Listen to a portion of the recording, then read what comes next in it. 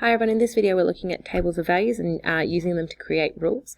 This relates to your subject matter from the subtopic Cartesian planes in topic 1 bivariate graphs. We're going to construct algebraic rules to describe linear patterns. How we're going to do that is by determining the common difference between values and use variables to represent unknown variables, and also then constructing the linear pattern, also the expression to describe that linear pattern. So to get us started, we'll have a look at some definitions here. These are all the words that should be revision for you from previous years of schooling.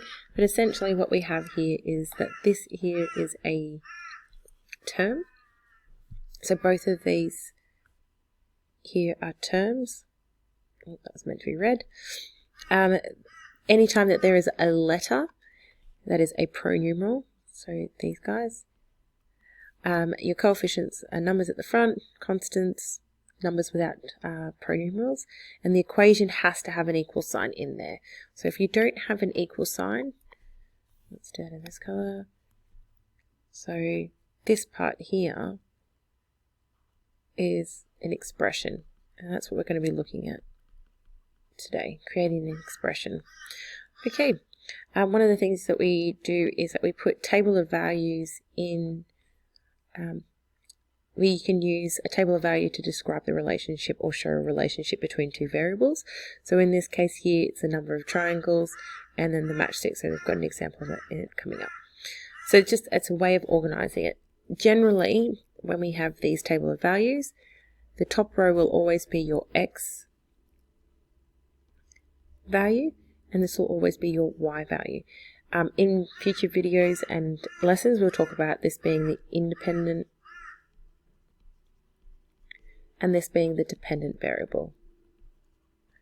And that it always kind of follows that pattern, that convention, so it makes it a little bit easier when identifying your independent and dependent variables. So let's use a rule to describe this pattern here. So here I have a number of triangles, and in this one there's 1, this one is 2, and in this one there's 3.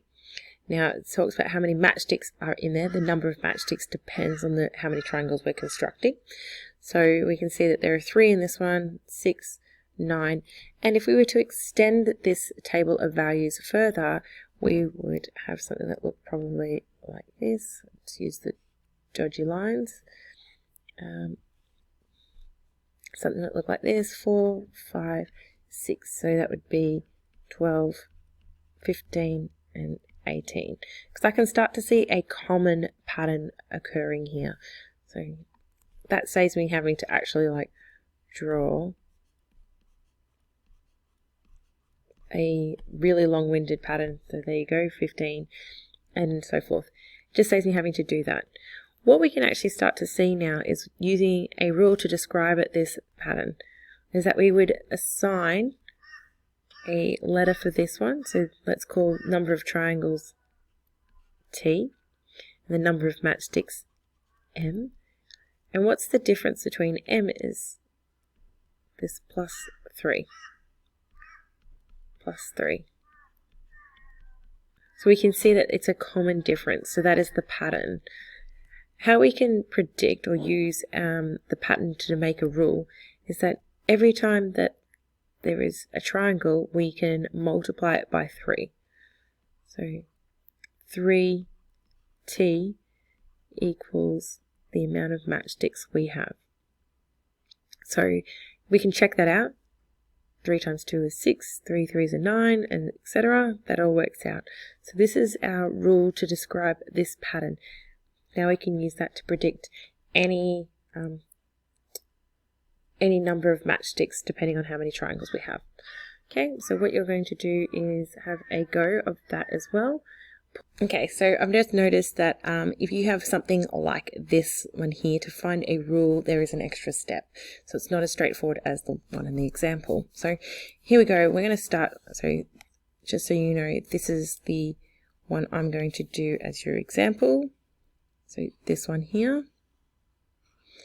So first thing I would do is set up a table of values. I'm going to call that the number of squares that I have and the number of matchsticks I need. So in the first one, I need 1, 2, 3, 4 matchsticks to make 1 square. In the next one, I need the 4 plus 3, so that's now 7 matchsticks to make 2 squares. 7, 8, 9, 10. So 10 to make 3, and then we would predict that we would have 13 matches to make 4 squares. And if I did that quickly, so there's 10, 11, 12, and 13, that would make my 4th square. So we still do the same thing. We look for our common difference, so the difference between our dependent variable here. So in this case, it's still adding 3. 4 plus 3 is 7. 7 plus 3 is 10. Plus 3 is 13. However, if I was going to take that number and multiply our independent, so the number of squares, like I did in the example, 3 times 1 is not 4, it's 3. 3 times 2 is 6. 3 times 3 is 9. There is actually something missing that's getting us to these numbers. So what we can see is 3 times 1 is 3. And I'll go in this color here. Plus 1 gives me 4. Now let's see if that works for this one. 2 times 3 is 6. Plus 1 gives us 7. 3 times 3, 9. Plus 1 gives us 10. And sure enough, 4 times 3 is 12. Plus 1 gives us 12. So our rule is actually the number of squares times 3 plus 1 gives us our number of matches required. So that's the rule. So just be careful. There's 2 steps here. You want to make sure that you find, let's do that in a color. Find difference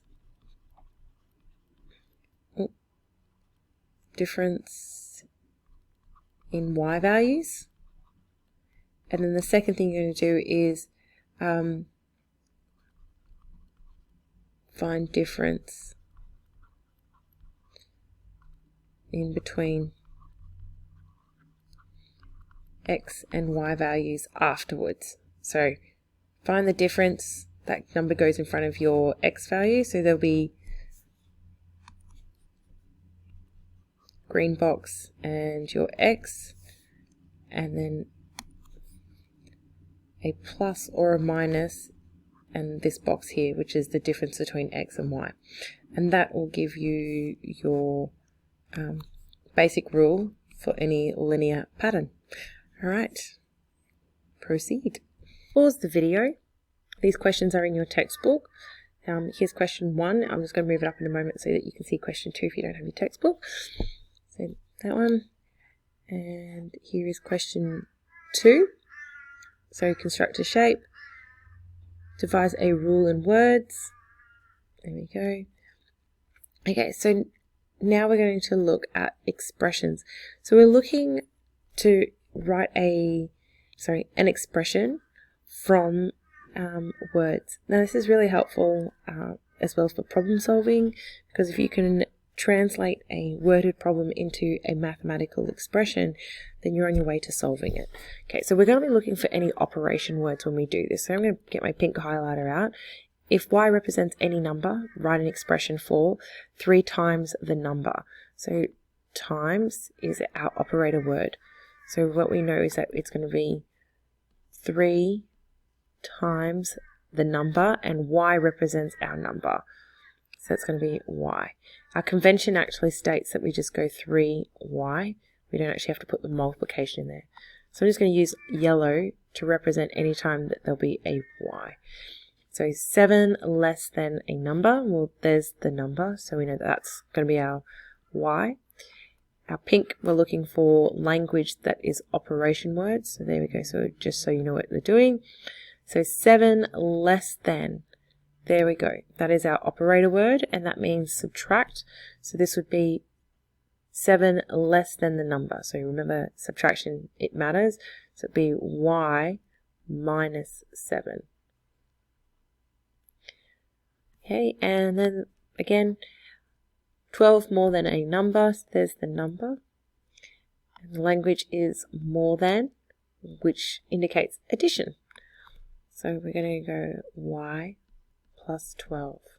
And that's our expression. Okay, so what you're going to do is you are going to pause the video and have a go of these ones. Hopefully I can... Nope, there we go. Yep. There we have it. All the questions for you. So again, from the textbook, if you don't have a textbook, they're here.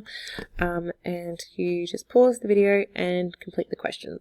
All right, so that is your table of values and creating rules and writing expressions. All right, thanks everyone.